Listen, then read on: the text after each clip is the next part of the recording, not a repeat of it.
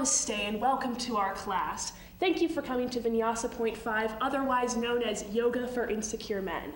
I'm going to begin our class today with a simple salutation. Now, I usually start off my other classes with a sun salutation, but I've gotten feedback from the members of this class that the name sun salutation sounds a little gay. So we will begin with the beer salutation. Please raise your hands high above your head like you were cheering on your favorite football or baseball team. Now lower yourself at the waist like you were reaching down to pick up a hammer or other favorite woodworking tool. Now lower yourself onto all fours as so. All right, well, we'll move on to our next exercise. Stand tall and rooted like a tree, a very manly tree. Raise your right fist in front of you and feel the heat radiating up your arm from your fist. Now, feel the heat radiating from the grill in front of you. That's right, it's barbecue time. Flip them burgers, boys. We're now gonna move on to our partner section of the class, so if you could please pair up. You know what, if you're having trouble choosing a partner, just pretend you have to borrow a lawnmower from one of these men. Who do you choose?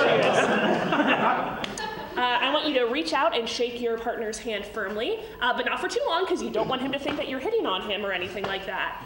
Now please exchange business cards to complete this exercise.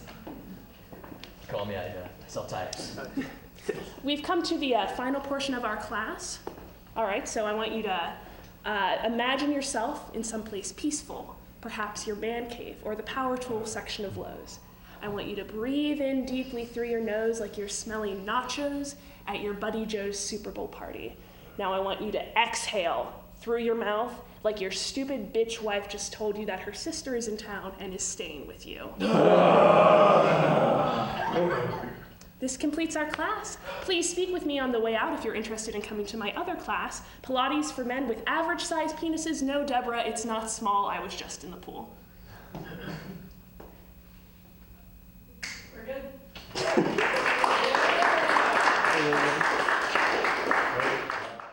Ladies and gentlemen, the old sports.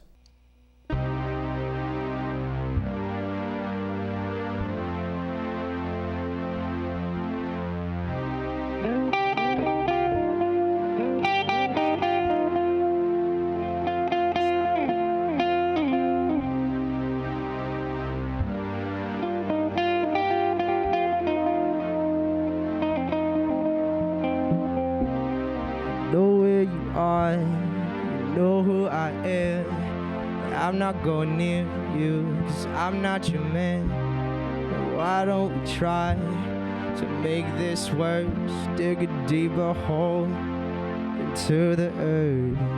Saturday sound, easy way out. It shouldn't feel real. We caught a raw deal now. Low-hanging fruit hanging down. But who's the martyr now? What goes around comes around. I think I just lost my mind, thinking I am better than the next guy.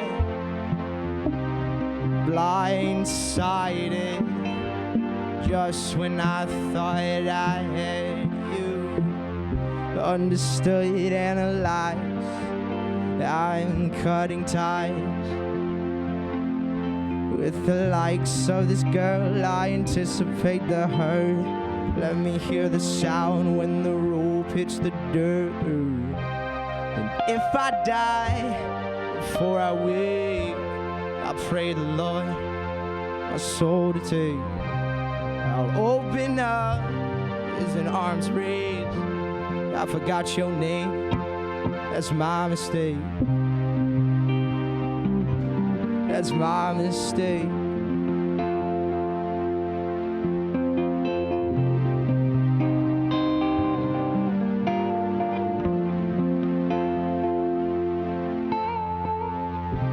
You're falling asleep, just staring at me.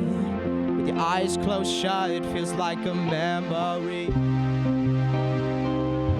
This is silently right if you see, but I won't watch you sleep. 'Cause when I watch you sleep, I see the part of my dreams. I hate the both of us. I think it's time to leave.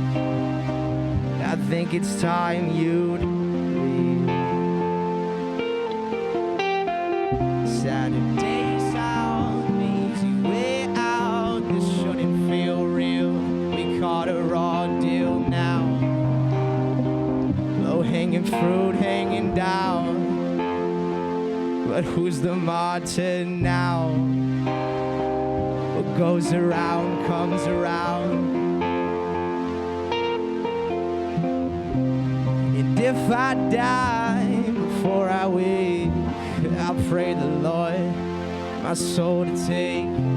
I'll open up, it's in arms raised. I forgot your name, that's my mistake. That's my mistake.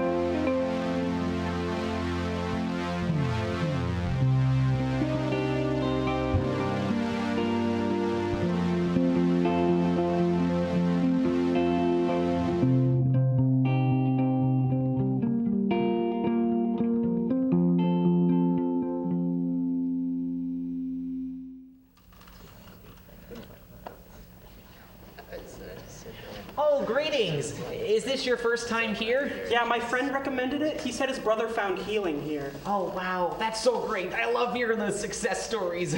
We're actually about to get started, so you can grab a seat. Oh, I'm Chad, by the way. I'm Chad. Oh, by the way, this is Chad.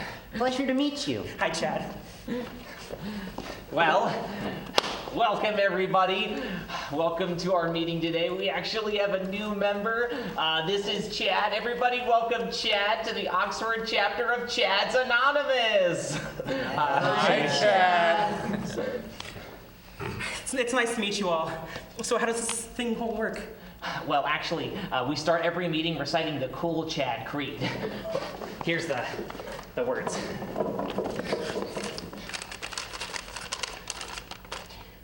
Not all Chads are dumb and lame, into sports or pointless games. Some Chads know there's more to life than fancy cars or motorbikes. You can keep those gross light beers. Here's to wine, here, and cheers. Before we start to sweat or pant, here's the end to our Chadley chants. Wow. Guys, I love that. Invigorating as always. Oh, wow. Love it. So, who would like to get us started this week? I'll do it. Hi, I'm Chad. Hi, Chad. All right, so you all know last week my cousin Chad was making fun of me because of my fantasy LARPing activities. Well, this week I came up with a totally rad comeback about his fantasy football. Totally got him. Sounds like it. Sounds like you really got him. Anybody else? I'll go. Oh, Hi, I'm Chad. hi, Chad. So as you've all seen on my vlog, Chatting with Chad, I have a huge problem with Chad Michael Murray. He just represents us Chads so inauthentically. But I have big news. This weekend, me and my mom watched Freaky Friday all the way through. Wow. Wow. So great. Knew you were struggling with that one. And anyway, Chad, we like to have new members share their stories on their very first meeting, so if you wouldn't mind. Of course. It all started back in high school. There were 2 Chads in my graduating class, and you know the story. I was chess champion, he's quarterback or whatever. I'm first chair bassoon, he picks up girls. I am president and co-founder of the science club, and he has too many friends. You just can't keep up with all those people, you know? But despite my clear and utter superiority, he had the last laugh on me. Gwen Hartman, my beautiful Guinevere, which is what I called her despite her requests to call her just Gwen, because I wanted to show her respect by addressing her by her full given name, not alone the allusions to King Arthur's beloved, but I gave her gifts in the form of books by Stephen Hawking and Carl Sagan, to show her that I respected her brains, not things like chocolates and flowers. But despite my valiant efforts, that cursed Chad came in and swept her out from the rug for me when I asked her to senior prom. Curse him. Curse him. Oh, it's okay. This is a safe place if you need to let it out. Bro, can I, say something? What was the name of that, other Chad? Chad Rhodes. Dude. I'm Chad Rhodes. You! What are you doing here? This is for the better Chads. Bro, I'm totally not like who I was back in high school. Oh yeah? Prove it. All right, I've watched every season of Naruto. Anime is a popular form of entertainment. Well, in one of those awful crap Hunger Games Maze Runner adaptations to the movie crap theater things come out, me and my boys are in the comment section telling them that the books are better. Well, anybody knows that the books are always better than the film adaptations, and any director that says my interpretation of the story and characters are not correct are scum. Yeah. Bro, how about this one? Oh, Gwen and I. Bro, we dated into college, right? And then she dumped me because I spent more cash on comics than on her. Which is totally valid because comics are a beautiful art form and important to the foundation of our current cultural landscape.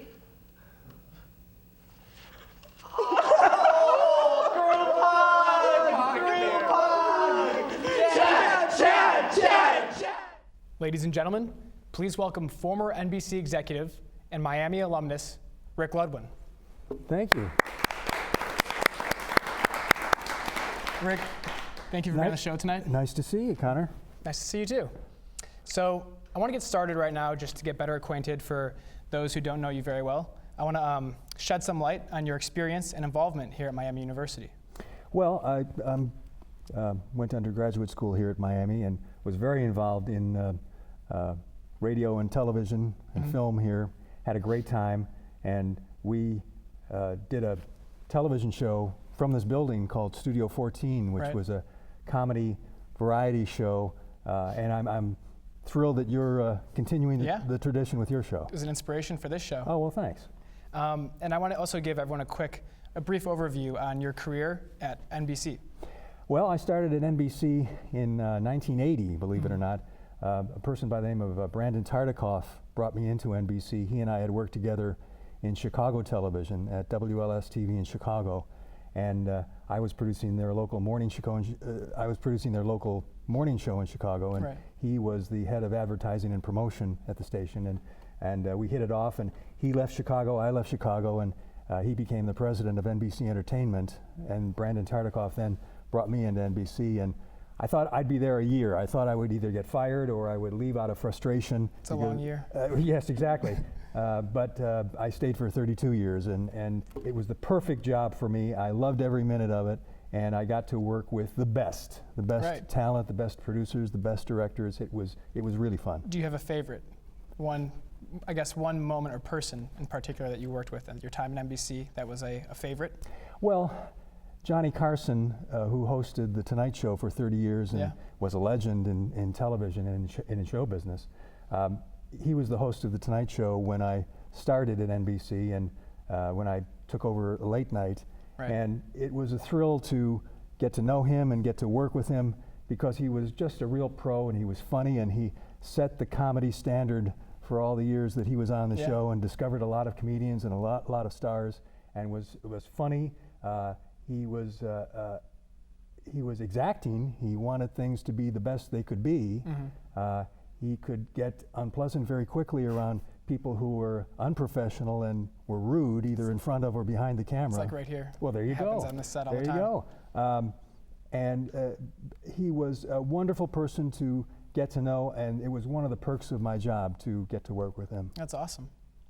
So you experienced a lot of different eras of late night throughout your career, and there's been a lot of changes. Yes. So what is the thing right now that I guess is taking late night to the next level? What is the thing right now that's the game changer for late night?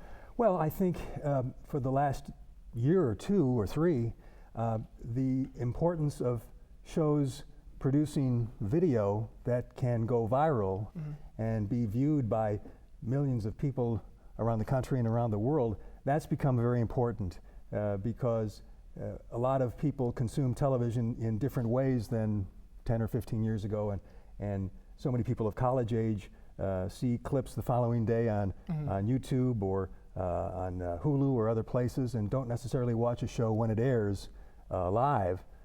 So the need for shows to have this content that people want to view online has become increasingly important, and the press pays attention to how many hits each of these clips gets, and that's become important, and that's become a real game changer, I think, in late night. Absolutely. So we have you here at the campus right now because you have a show tomorrow here in Williams Hall. Here in Williams Hall, each year I come back to Miami to do a talk with students in the fall, and tomorrow night we'll be here in Williams at 7 o'clock where we'll talk about late night television and presidential elections. It's been a tradition that's been going on for a number of decades that presidential candidates appear on late night comedy talk shows, and I'm going to show a clip of the very first time it happened, which was in 1960, believe it or not. Then Senator John F. Kennedy appeared on The Tonight Show, which was then hosted by an entertainer by the name of Jack Parr. And that appearance was the first time a presidential candidate appeared on television in anything other than a bona fide news show like CBS Evening News or Meet the Press. And that interview that Jack Parr did with John F. Kennedy set the precedent of what late night comedy interviews would be with presidential candidates, which means that a presidential candidate wants to express his or her views, but that person also wants to come across as being likable and well-rounded and hopefully humorous and able to make fun of themselves and of their opponents.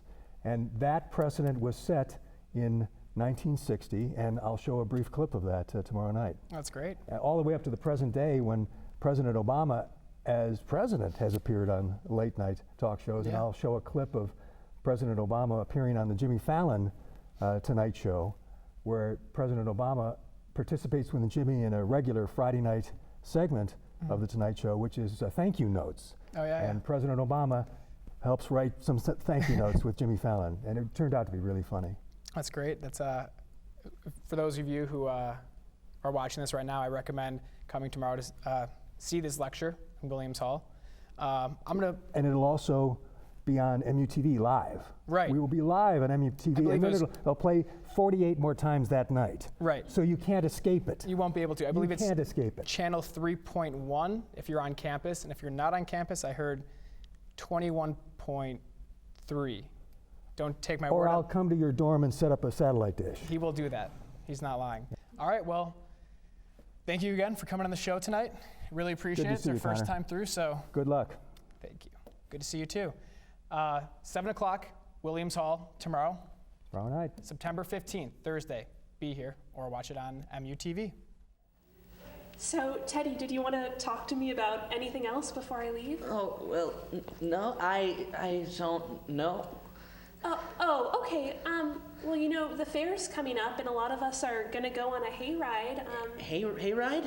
Yeah, you should come. Oh, I'll do thinking about it. Okay. All right, bye. See you.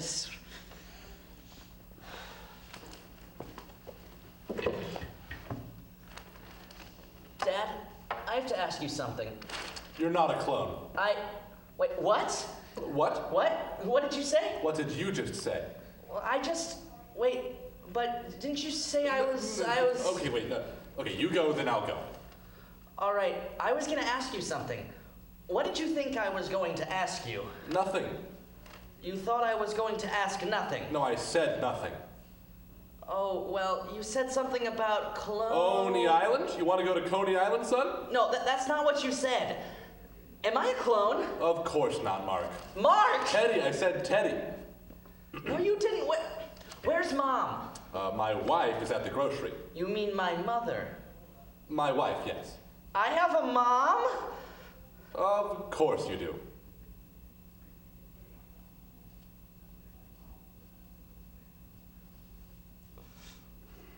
What up, MTV? My name is Brian. I'm the accounting coordinator at Levinson & Levinson Auditing, and this is my cubicle.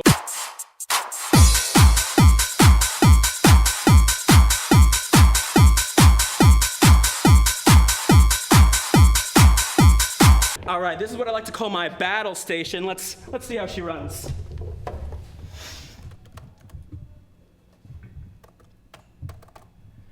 All right, moving on. This is my girlfriend. I'm just kidding. I'm kind of a jokester. I was called the carrot top of my office once. So this is my lucky pen. I got it at my 50th Weight Watchers meeting, so that's pretty cool. This is my mug. I think it's pretty funny. I'm not even an uncle. My sister died. Oh, hey. Hey, Mr. Peterson. Hey, Brian, can we speak for a moment? Yeah. All right, yeah, let's come. Sure. Brian, what the hell's going on? Who are these people? They're just, it's for a thing I'm doing. It's for a thing? Is that it? You know what, Brian? You've been sucking all week, all right? The sales are down. Right. I'm gonna need you to get it together, okay? You're on thin ice. Yep. Honestly, that whole computer thing, like that's the 5th time this week that's happened. I'm trying real hard. All right? Yeah. So, get it together or get out of here. Okay. All right? Yep. Get back to work there, champ. Okay.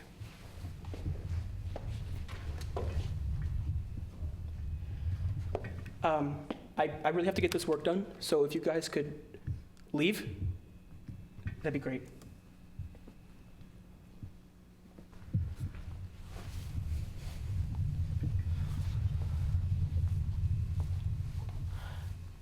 Yo, what up, MTV? It's me, Mr. Peterson, here with Show You My Cubicle. Well, it's not actually a cubicle, it's an office.